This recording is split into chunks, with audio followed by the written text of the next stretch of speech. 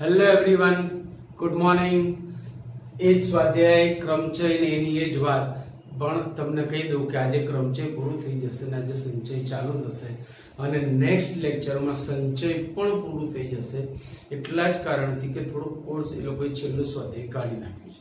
બાકી ટોપિક આપણી પાસે બધા છે અને સંચયનો ઉપયોગ તરત જ દ્વિપદી પ્રમેય જે 8મું ચેપ્ટર છે એમાં અને સંભાવનામાં થવાનો છે. એટલે એ લોકોએ ભલે કશું બી કાઢ્યું હશે, આપણે બધું જ ચલાવવાના છીએ, કારણ કે આપણને 11માં તો જરૂર પડશે જ, 12માં સંભાવનામાં પણ જરૂર પડશે. બરાબર છે. સો ક્રમચયનો એક દાખલો જે મોટો હતો એ આપણે સમયના અભાવે બાકી રાખ્યો હતો, ત્યાંથી આપણે ચાલુ કરીએ છીએ. પરમ્યુટેશન્સ એટલે ક્રમચયો એટલે ગોઠવણીના પ્રકારો, એ અંગ્રેજી શબ્દ છે. પરમ્યુટેશન્સ શબ્દના મૂળાક્ષરોની ગોઠવણી કેટલા પ્રકારે કરી શકાય? ભાઈ આ જે શબ્દ છે એ શબ્દને મારે જુદી જુદી, ધારો કે p અને e નું સ્થાન બદલું એટલે એક નવો શબ્દ થઈ જાય. પછી p અને r નું સ્થાન બદલું તો પાછો નવો શબ્દ, p અને m નું સ્થાન બદલું તો પાછો નવો શબ્દ, e અને r નું સ્થાન બે અક્ષરો, 3 અક્ષરો, 4 અક્ષરો ના સ્થાન બદલું, દરેક વખતે મને નવા નવા શબ્દો મળશે. તો આવા કેટલા શબ્દો બનાવી શકાય? તો એ પ્રશ્ન આપણને પૂછ્યો નથી કે કેટલા શબ્દો બનાવી શકાય. આપણા 3 પ્રશ્નો આ છે, પણ હું પરમ્યુટેશન શબ્દના અક્ષરો કેટલા બનાવી શકાય એ પણ તમને ગણતરી કરાવું છું. અને પછી આ 3, એટલે પહેલો જે પ્રશ્નનો જવાબ આપીશું આપણો એક્સ્ટ્રા છે કે પરમ્યુટેશન શબ્દના અક્ષરોથી બનતા શબ્દોની સંખ્યા. પહેલું એ એક્સ્ટ્રા છે અને એટલા માટે જ આપણે આ દાખલો બાકી રાખ્યો હતો.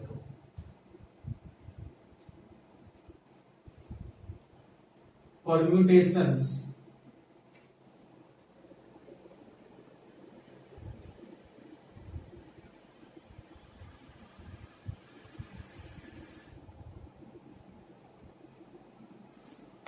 શબ્દના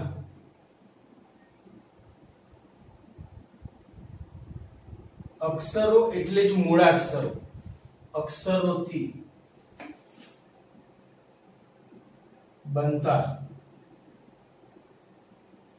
શબ્દોની સંખ્યા. તો અહીંયા આપણી પાસે 12 મૂળાક્ષરો છે. 1 2 3 4 5 6 7 8 9 10 11 12. એમાં એક ટી નું સમ સ્વરૂપ છે. ટી 2 વખત આવે છે, બાકી એક પણ અક્ષરનું પુનરાવર્તન થતું નથી, એટલે એને સમ સ્વરૂપ કહીશું. એક જ સમ સ્વરૂપ છે અને એના ઘટકોની સંખ્યા 2 છે. તો જો 12 અક્ષરોને ગોઠવણીના પ્રકાર તો કે 12 ફેક્ટોરિયલ, 10 વસ્તુની ગોઠવણીના પ્રકાર 10 ફેક્ટોરિયલ. 10 વસ્તુની ગોઠવણીના પ્રકાર એટલે એવું કહેવાય 10 માંથી 10 ની ગોઠવણી, પણ આપણે એવું નહીં કહીએ 10 ની ગોઠવણી, એવું જ કહીશું 12 અક્ષરોની ગોઠવણીના પ્રકાર 12 ફેક્ટોરિયલ અપોન એક જ સમ સ્વરૂપ છે એટલે બાય 2 ફેક્ટોરિયલ. હવે આ 12 ફેક્ટોરિયલ એટલે કેટલા થાય? મોઢે કરવું અઘરું છે, હું તમને કેલ્સી થી કરીને મૂકી આપું છું. 12 into 11 into 10 into 9 into 8 into 7 into 6 into 5 into 4 into 3 equal to, કારણ કે 2 વડે ભાગવાનું છે, 2 વડે ભાગવાનું છે એટલે into 2 કર્યા નહીં, બરાબર? એટલે 2 ભાગે તો 2395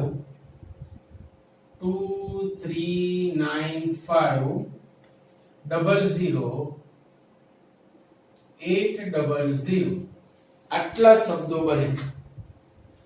એકમ, દશક, શતક, હજાર, 10,000, લાખ, 10 લાખ, કરોડ, 10 કરોડ, 23,95,08,000 શબ્દો બને. 23,95,08,000 શબ્દો. આખી જિંદગી આ શબ્દો બનાઈ કરો ને તો એ ભૂલ પડે અને કેટલાય શબ્દો રહી જાય, યાદ રાખજો. એટલે આપણે શબ્દો નથી બનાવવાના, કેટલા શબ્દો બનાવી શકાય, that is our study. આ નથી પૂછેલો એ પ્રશ્નનો મેં તમને જવાબ આપ્યો. હવે પૂછેલા પ્રશ્નોના જવાબની વાત કરીએ તો એમાં પહેલો પ્રશ્ન એ છે કે શબ્દો p થી શરૂ થાય અને s માં અંત પામે. ભાઈ શબ્દો p થી શરૂ થાય અને s માં અંત પામે. પી થી શરૂ થતા તથા એસ થી અંત પામતા શબ્દોની સંખ્યા.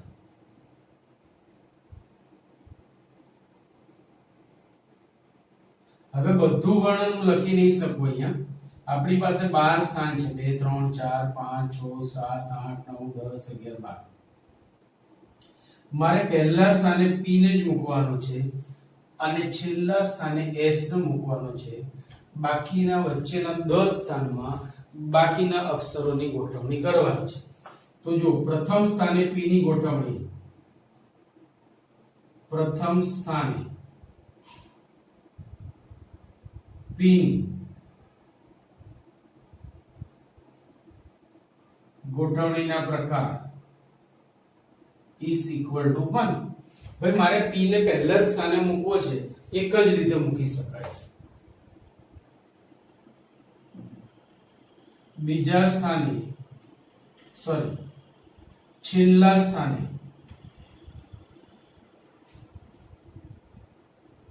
s ની ગોઠવણીના પ્રકાર એ પણ એક જ રીતે થાય.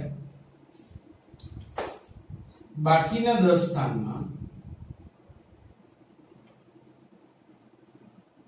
સ્થાનમાં બાકીના 10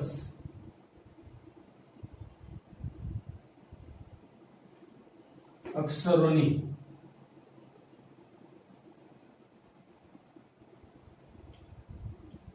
ગોઠવણીના પ્રકાર is equal to 10 ફેક્ટોરિયલ. પણ તમે એમાં જોજો કે t નું સમ સ્વરૂપ આવશે બે ઘટક વાળું by 2 ફેક્ટોરિયલ. આ તમારે કરવું પડશે. equal 10 ફેક્ટોરિયલ by 2 ફેક્ટોરિયલ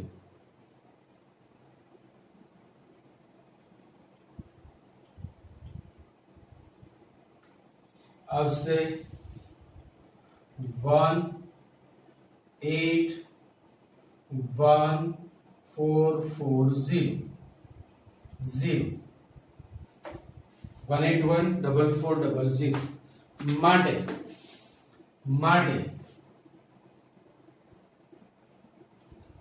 આવી ગોઠવણી જો ત્રણ ક્રિયા કરવાની છે. પહેલા સ્થાને p, છેલ્લા સ્થાને s અને વચ્ચેના સ્થાને બાકીના મૂળ અક્ષરો. તો આવી ગોઠવણીના કુલ પ્રકાર ગમુસી અનુસાર ગણતરીના મૂળભૂત સિદ્ધાંત અનુસાર ઇક્વલ ટુ પહેલા સ્થાને p ની ગોઠવણી એક રીતે, છેલ્લા સ્થાને s ની અને બાકીના મૂળાક્ષરોની ગોઠવણી 1814400. હવે આનું સાદુરૂપ આપશો તો એનો એક જવાબ આવવાનો છે 1814400 થાય. આવા આટલા શબ્દો બનાવી શકાય. Clear point. તો આપણો પહેલા પ્રશ્નનો જવાબ આવી ગયો. હવે બીજો પ્રશ્ન, બધા જ સ્વરો સાથે હોય. ભાઈ બધા જ સ્વરો સાથે હોય એવું આપણે કેવી રીતે કરી શકીએ? તો આપણે શું કરીશું, બધા સ્વરોને પહેલા હું આગળ લખી નાખું છું. કેટલા સ્વરો છે? ઈ. બીજો જવાબ આપણે આપી રહ્યા છીએ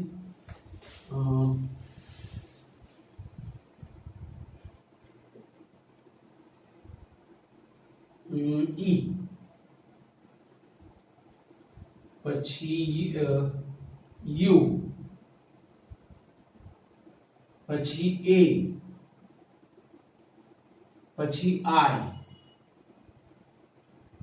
અને પછી પાંચે પાંચ સ્વરો અહીંયા છે. જો પાંચે પાંચ આપણે લેવાય. જો બચેલા બાકીના 7 અક્ષરો પી, પછી આર, પછી એમ, પછી ટી, પાછો ટી, આઈ ઓ ગયા, એન એસ, કુલ 12 થવા જોઈએ. 1 2 3 4 5 6 7 8 9 10 11 12. હવે આ 5 સ્વરોને તમારે એક જ સાથે રાખવા છે. બરાબર સમજો. હું 5 સ્વરોને એક ડબ્બામાં પૂરી દઉં, એક બોક્સમાં મૂકી દઉં અને આ બોક્સને હું ગમે ત્યાં મૂકીશ તો એ પાંચે પાંચ સ્વરો જોડે જશે ને, પણ બોક્સમાં મૂકતા ડબ્બામાં પૂરતા એવું ના લખાય. એટલે આપણે શું કરીશું, આ પાંચેય સ્વરોને હું એક જ અક્ષર સમજીશ તો કેટલા અક્ષરો થશે? 1 2 3 4 5 6 7 ને 8, જેમાં ટી નું સમ સ્વરૂપ આવશે, જેમાં ટી નું સમ સ્વરૂપ આવશે. તો પાંચેય સ્વરોને એક જ અક્ષર સમજતા કુલ અક્ષરોની સંખ્યા 8 થાય. બરાબર સમજજો. જો જેમાં 5 સ્વરો એક સાથે હોય તેવી ગોઠવણી માટે તમામ સ્વરોને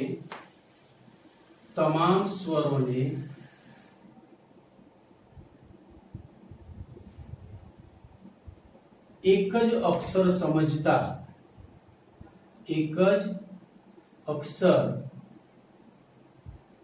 સમજતા કુલ અક્ષરો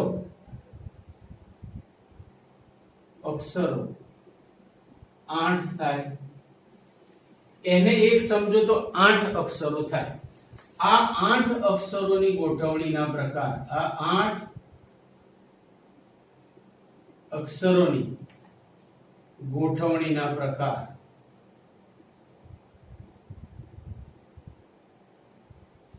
is equal to 8 ફેક્ટોરિયલ.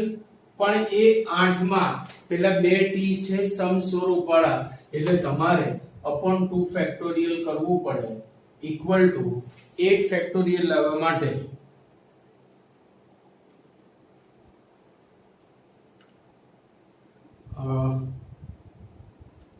જો 8 into 7 into 6 into 5 into 4 into 3 into 2 is equal to 40 320 ભાગ્યા 2 બાકી છે 20 160 આટલા શબ્દો બને. કયા? આને એક અક્ષર સમજીએ ત્યારે. હજી 5 ની અંદર ગોઠવણી બાકી છે. ત્યારબાદ 5 સ્વરોની, કારણ શું તો કે હું યુ આમાંથી કોઈ પણ બે સ્વરના સ્થાન બદલીશ તો બી શબ્દ તો નવો જ બનશે. ચલો આ એક શબ્દ છે, હવે હું એ યુ અને ઈ ના સ્થાન બદલીશ તો પાછો નવો શબ્દ થયો, જેમાં પાંચે પાંચ સ્વરો તો જોડે જ છે. યુ અને ઈ ના સ્થાન બદલતા નવો શબ્દ બનશે જેમાં પાંચે પાંચ સ્વરો તો જોડે જ છે. તો આ 5 સ્વરો, ત્યારબાદ 5 સ્વરોની અંદર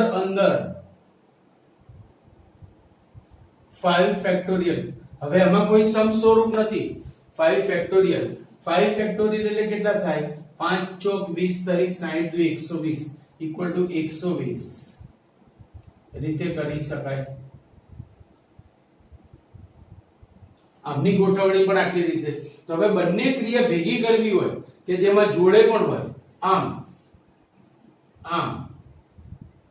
ગૌસી અનુસાર, ગણતરીના મૂળભૂત સિદ્ધાંત અનુસાર બનતા કુલ શબ્દો કે જેમાં બધા જ સ્વર એક સાથે હોય ઇક્વલ ટુ 120 ઇન્ટુ માત્ર 20 16 0 ગુણ્યા 120 ઇક્વલ ટુ 24 192 ઇક્વલ ટુ 24 192 અને 2 0 તો છે, 0 તો અહીંયા લોટમાં મળે છે. એકમ, દશક, શતક, હજાર, 10,000, લાખ, 10 લાખ, 24,19,200 શબ્દો માત્ર બનાવી શકાય, જે ભારત દેશની વસ્તીની સાપેક્ષે કશું જ નથી, સાવ સામાન્ય છે. બરાબર છે. તો આ બીજા પ્રશ્નનો જવાબ આવ્યો. હવે વાત આવે છે ત્રીજાની, કે ભાઈ પી અને એસ ની વચ્ચે હંમેશા ચાર મૂળાક્ષરો હોય. હવે આ મારું બેટું જબરું હોય, ધ્યાન રાખજો. પી અને એસ ની વચ્ચે હંમેશા ચાર મૂળાક્ષરો હોય.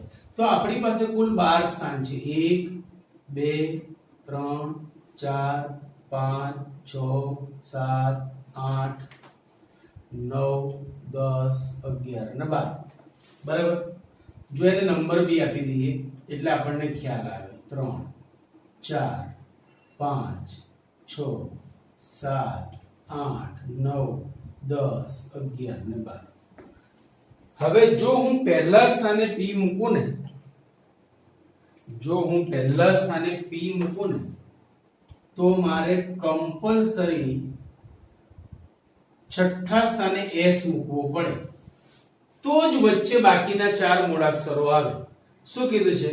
p અને s ની વચ્ચે હંમેશા ચાર મૂળાક્ષરો આવવા જોઈએ. જો પહેલા સ્થાને p તો છઠ્ઠા સ્થાને s, અથવા એટલે સરવાળો, પહેલા સ્થાને s તો છઠ્ઠા સ્થાને p, તો વચ્ચે ચાર મૂળાક્ષરો છે. હવે જો હું બીજા સ્થાને p મૂકું તો મારે કમ્પલસરી સાતમા સ્થાને s મૂકવો પડે, અથવા જો બીજા સ્થાને s મૂકું તો સાતમા સ્થાને p મૂકવો પડે. જો હું ત્રીજા સ્થાને p મૂકું તો મારે આઠમા સ્થાને s મૂકવો પડે, અથવા sp, ps અથવા sp. જો હું ચોથા સ્થાને p મૂકું છું તો મારે નવમા સ્થાને s મૂકવું પડે, કે જેથી 1 2 3 4 એમની વચ્ચે ચાર મૂળાક્ષરો હોય. જો હું પાંચમા સ્થાને p મૂકું છું તો મારે 10મા સ્થાને s મૂકવો પડે, અથવા પાંચમા સ્થાને s તો 10મા સ્થાને p.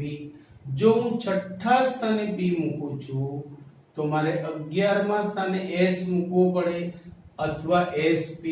અને જો હું સાતમા સ્થાને p મૂકું તો મારે 12મા સ્થાને s મૂકવો પડે, અથવા sp.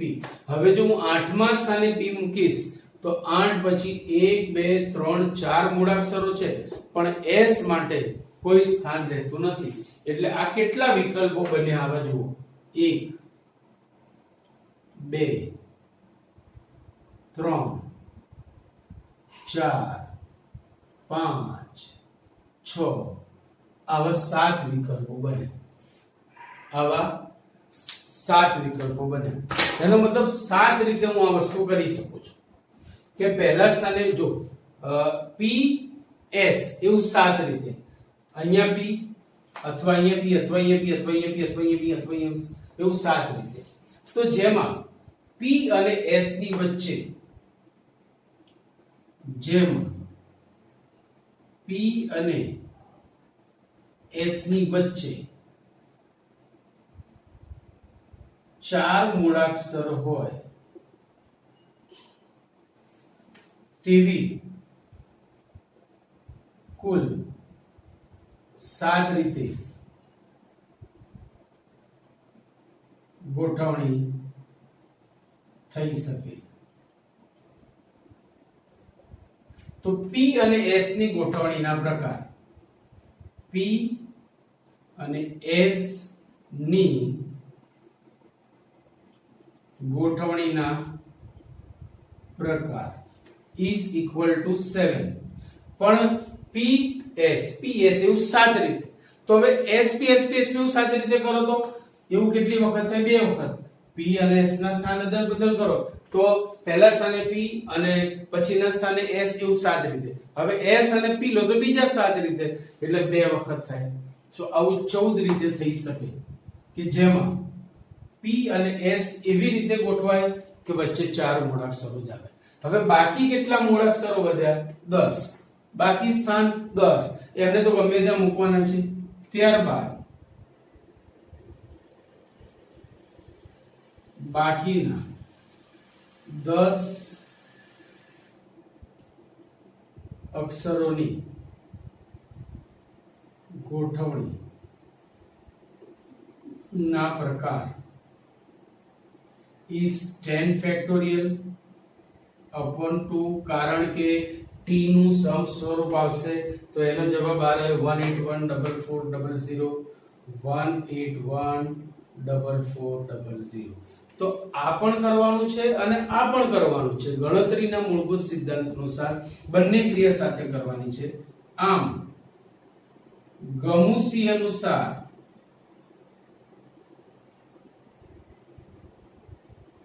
મળતા કુલ શબ્દોની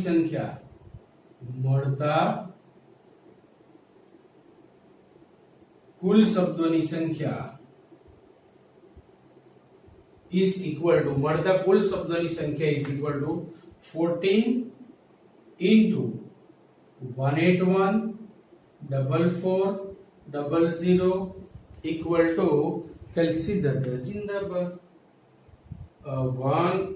1814400 into 14 is equal to 25 40 16 25 40 16 00 25 40 16 00 એકમ દશક શતક હજાર 10,000 લાખ 10 લાખ કરોડ 2,54,01,600 એવા શબ્દો બને. 2,54,01,600 એવા શબ્દો બને કે જેમાં p અને s ની વચ્ચે બાકીના 4 મૂળાક્ષરો હોય. ભાઈ આપણે ત્યાં બધું કરોડોમાં જ હોય છે. કૌભાંડ પણ કરોડોમાં, ગોઠવણીના પ્રકાર પણ કરોડોમાં. આપણે કઈ નાના માણસો નથી. આપણા માર્ક જ ખાલી ઓછા હોય છે, બાકી બધું જ કરોડોમાં હોય છે. સો લખી લો ઝડપથી આટલું એટલે આગળ જઈએ. ચલો ચેપ્ટર નો બીજો ટોપિક સંચય. The English word is combinations એટલે કે પસંદગીના પ્રકાર. પસંદગી કરતા હવે તમને આવડી જશે એટલે તમારી ભવિષ્યની ચિંતા મટી ગઈ કે અમારે એન્જિનિયરિંગની કઈ બ્રાન્ચ પસંદ કરવી, અમારે કઈ કોલેજ પસંદ કરવી, અમારે આગળ જતા બધી પસંદગીઓ કેવી રીતે કરવી, બધું તમને આવડી જશે. કોઈ ચિંતા નહીં, કોઈને પૂછવાની જરૂર નથી. તમારે કહી દેવાનું કે પસંદગીના પ્રકાર તમને આવડે છે, તમે ચિંતા કરશો નહીં, તમારે કરતા સર એવી આ રીત છે. તો સંચય એટલે કોમ્બિનેશન્સ. હવે એના સંકેતોની વાત કરીએ તો પહેલો સંકેત છે NCR, બીજો સંકેત છે NCR, ત્રીજો સંકેત છે NCR. આ બધા જ કોમ્બિનેશનના સંકેતો છે. એમાં આપણી ચોપડીમાં છાપેલું આ છે. હું આ લખીશ આ ગુજરાત બોર્ડની બુકમાં, અને પછી અલગ અલગ ઓથર જે રાઇટર્સ હોય, જે લોકો પોતાની બુક્સ લખતા હોય, એ બુકમાં એમણે પોતાની રીતે મન ફાવે એવા સંકેતનો ઉપયોગ કર્યો હોય. આથી બધા જ પ્રચલિત છે, પણ હું આનો ઉપયોગ કરવાનો છું. બરાબર યાદ રાખજો. આનું અર્થઘટન થાય NCR અને વાંચીશું NCR. એનું અર્થઘટન થાય n વસ્તુમાંથી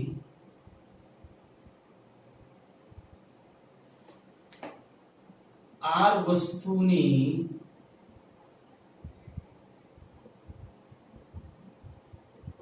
પસંદગીના પ્રકાર. n વસ્તુમાંથી r વસ્તુની પસંદગીના પ્રકાર. હવે પસંદગીમાં ક્રમને મહત્વ નથી. આપવું હોય તો આપી શકાય, પણ એકોર્ડિંગ ટુ ફોર્મ્યુલા ત્યાં પેલું રેખીય સ્થાનમાં ગોઠવણી હતી ક્રમ છે એટલે. તો પહેલું સ્થાન બીજું સ્થાન એટલે ક્રમને મહત્વ વધી જાય. જ્યારે અહીંયા એવું નથી, બે વસ્તુ પસંદ કરી. હવે ક્રમને મહત્વ આપવું હોય તો અપાય, પણ એ પછી થોડી ગણતરી અલગ થાય. બાકી સૂત્રમાં એને મહત્વ નથી આપ્યું. તો એનું સૂત્ર આવ્યું કેવી રીતે એ હું તમને ડિરાઈવ કરીને આપું છું. પરીક્ષામાં કોઈ સાબિતી પૂછવાનું નથી, પણ તમારી સમજ માટે. હવે તમે એક વસ્તુ વિચારો કે ભાઈ 10 સામે 15 વિદ્યાર્થીઓ બેઠા છે.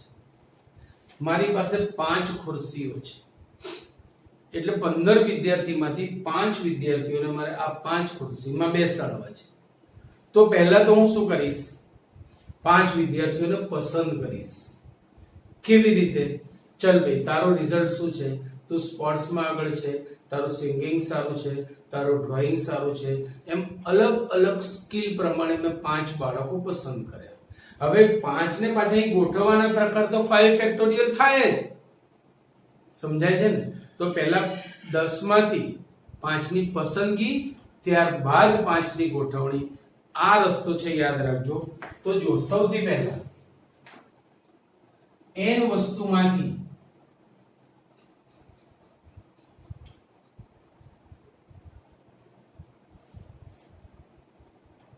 r વસ્તુની પસંદગી ના પ્રકાર ઇક્વલ ટુ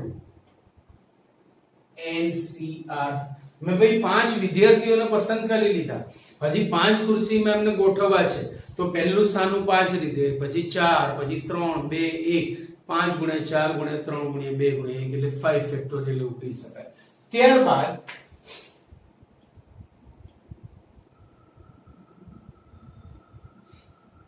r વસ્તુની r સ્થાનમાં ગોઠવણીમાં સ્થાન શબ્દ આવશે, પસંદગીમાં નહીં. ત્યારબાદ r વસ્તુની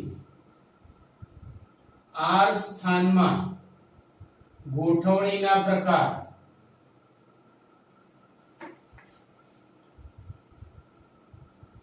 is equal to r factorial થાય, equal to r ફેક્ટોરિયલ થાય. માટે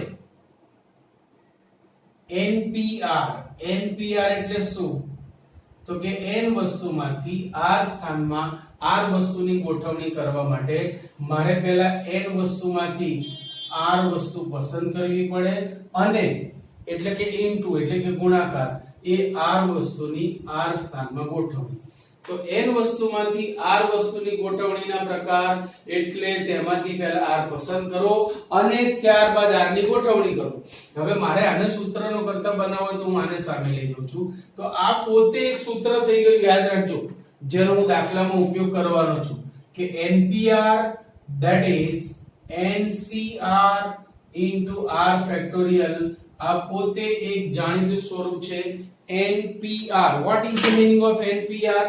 n વસ્તુમાંથી r વસ્તુની r સ્થાનમાં ગોઠવણીના પ્રકાર. એના માટે મારે પહેલા r વસ્તુ પસંદ કરવી પડે, પછી ગોઠવવી પડે. તો સર તમે આખું ક્રમ જે ચલાવ્યું કે એવું કર્યું તો નહીં. હવે આવશે એવા દાખલા એ લોકોએ આગળ નતા મૂક્યા. હવે આવશે, જોતા રહો. મારે NCR ને સૂત્રનો કરતા બનાવવો છે. સો NPR upon r factorial is NCR. Therefore, NCR is equal to NPR upon r factorial.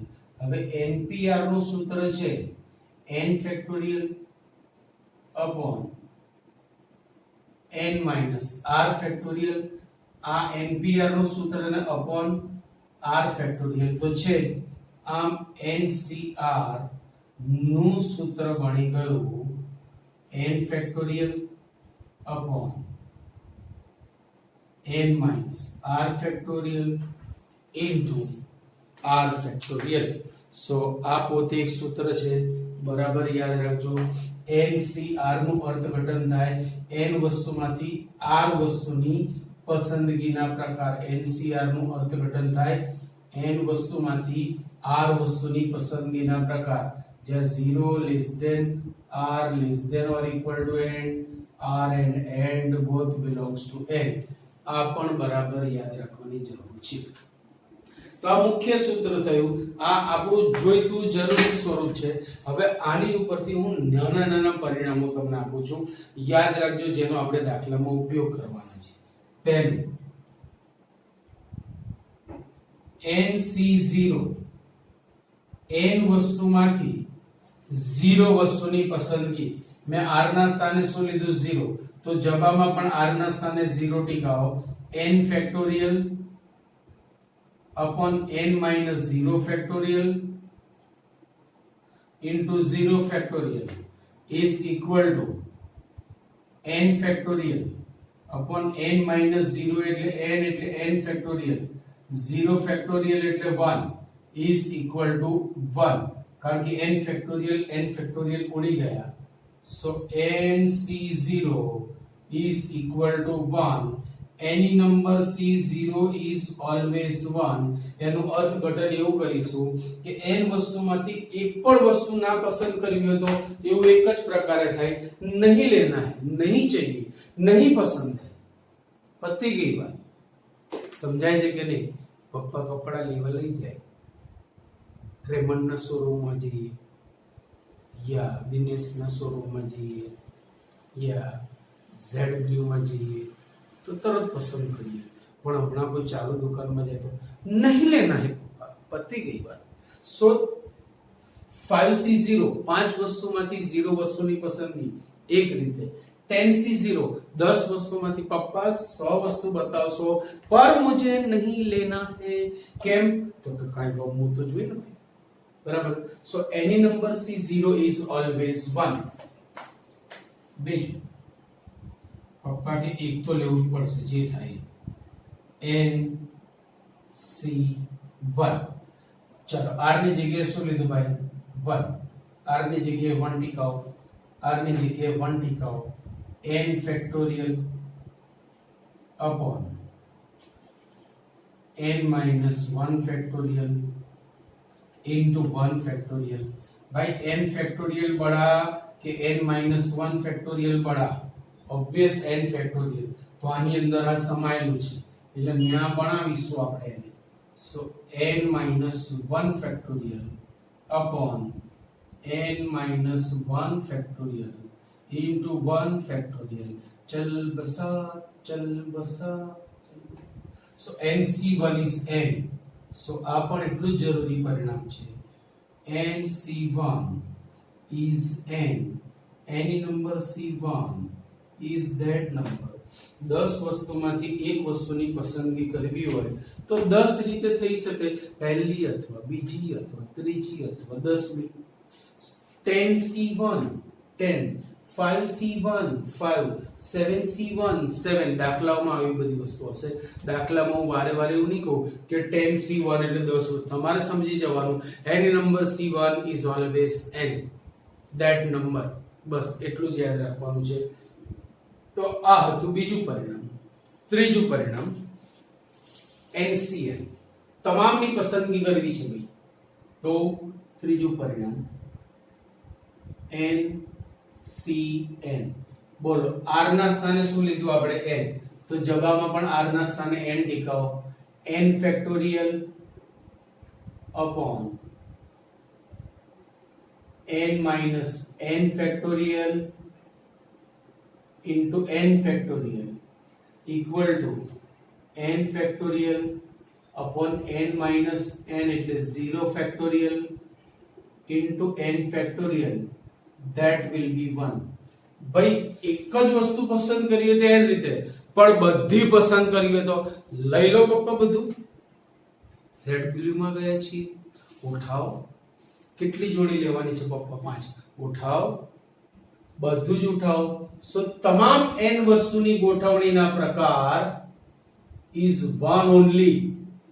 NCN is 1, 5C5 1, 7C7 1.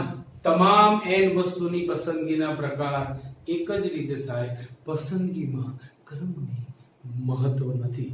તે પસંદગી કર્યા પછી ગોઠવણીમાં ક્રમને મહત્વ છે, બાકી પસંદગીમાં ક્રમને મહત્વ નથી. સો આટલી વસ્તુ યાદ રાખો. આ ત્રણ જે પરિણામ છે એ એની પરથી મેળવેલા છે, એ પણ તમારે યાદ રાખવાના છે. અને હજી બીજા એક્સ્ટ્રા પરિણામ છે, જોતા રહેજો. બીજા બે એડિશનલ પરિણામ છે, બુકમાં આપેલા છે જોકે, બટ યાદ રાખજો કે NCA equal to NCB, तो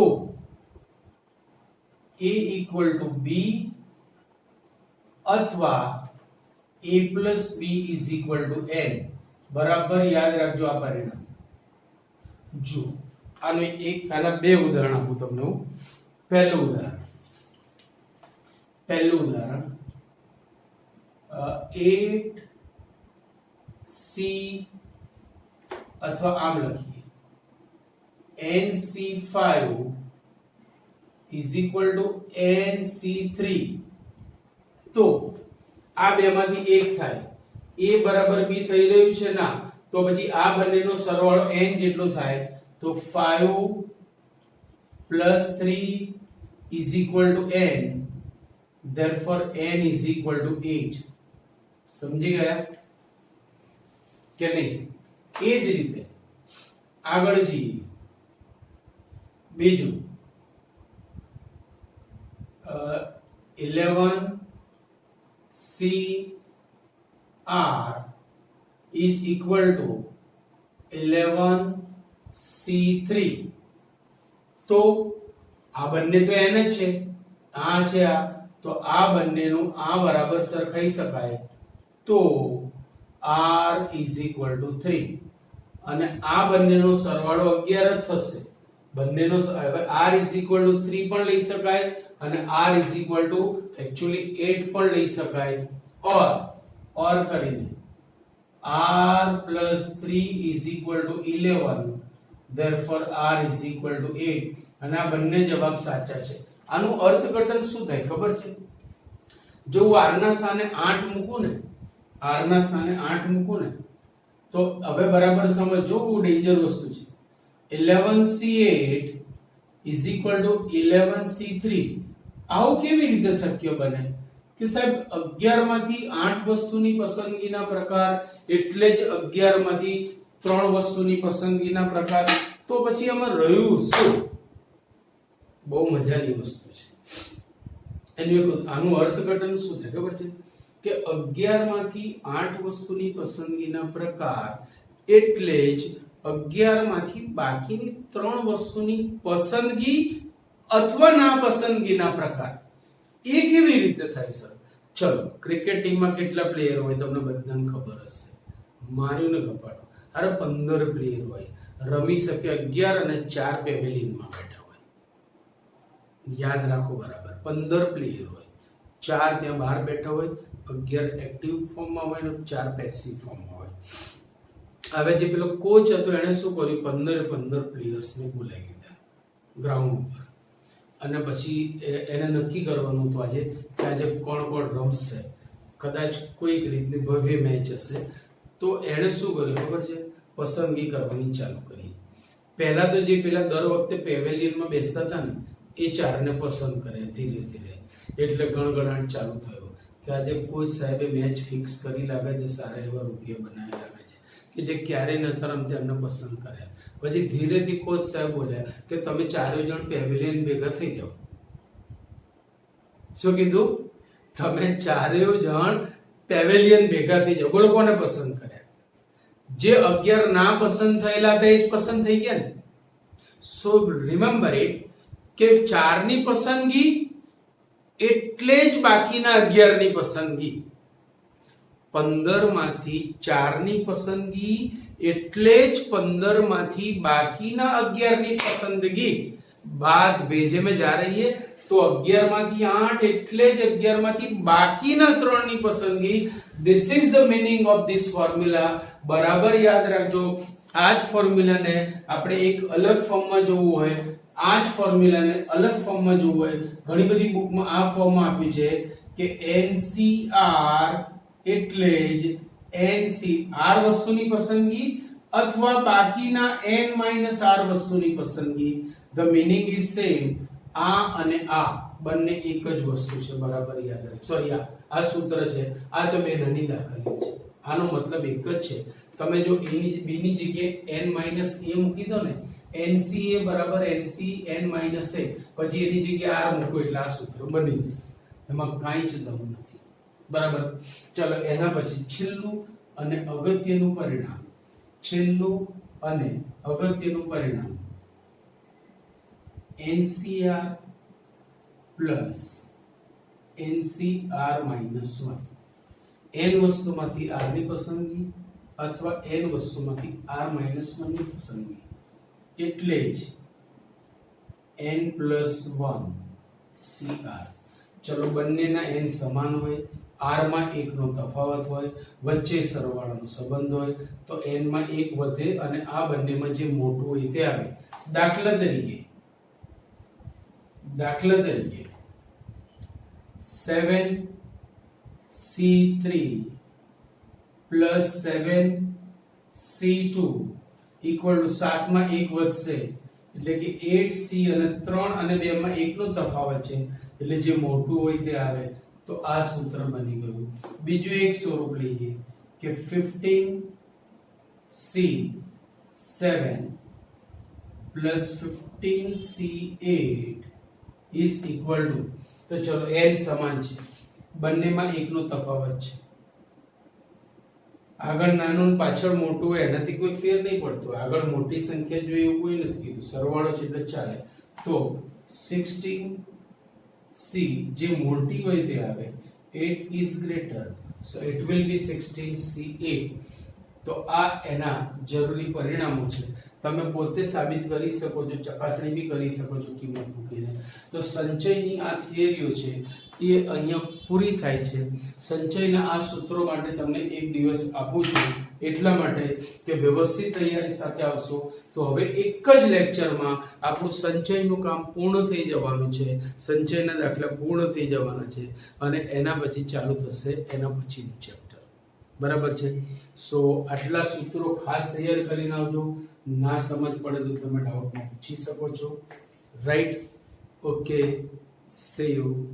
Bye bye.